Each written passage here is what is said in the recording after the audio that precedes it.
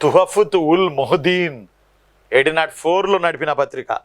రాజా రామ్మోహన్ రాయ్ 1804లో నడిపిన పత్రిక తుహఫుత్ ఉల్ మొహదీన్ 1804 R3.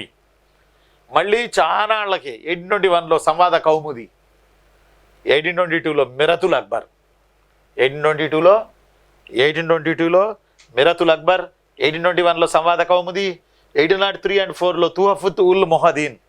తుహఫుత్ ఉల్ మొహదీన్ board మీద ఉంది చూడండి, నేను చెరిపోయలే. తుహఫుత్ ఉల్ మొహదీన్ 1803 or 4 ఇవి వీరు నడిపిన ముఖ్యమైన పత్రికలు. చెప్పండి ముఖ్యమైన పత్రికలు ఒకసారి.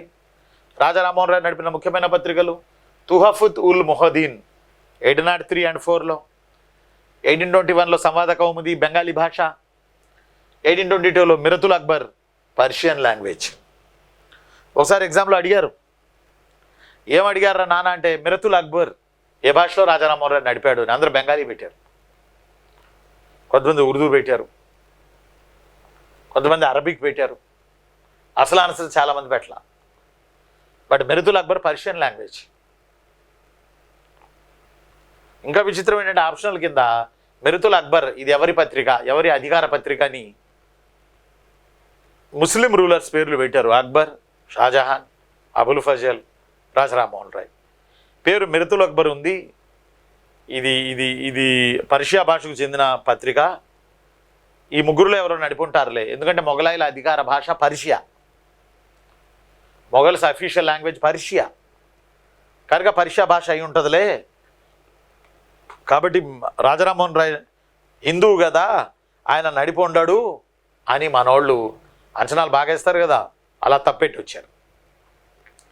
But Miratul Akhbar it's a Persian language newspaper. This newspaper editor Raja Rammohan Roy. And all Sambad Kaumudi it's a Bengali newspaper 1821.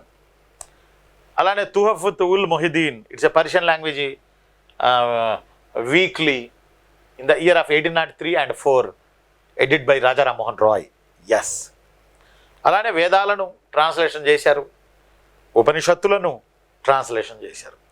వేదాలను ట్రాన్స్లేషన్ చేశారు రాజా రామ్మోహన్ రాయ్ గారు, ఉపనిషత్తులను ట్రాన్స్లేషన్ చేశారు రాజా రామ్మోహన్ రాయ్ గారు.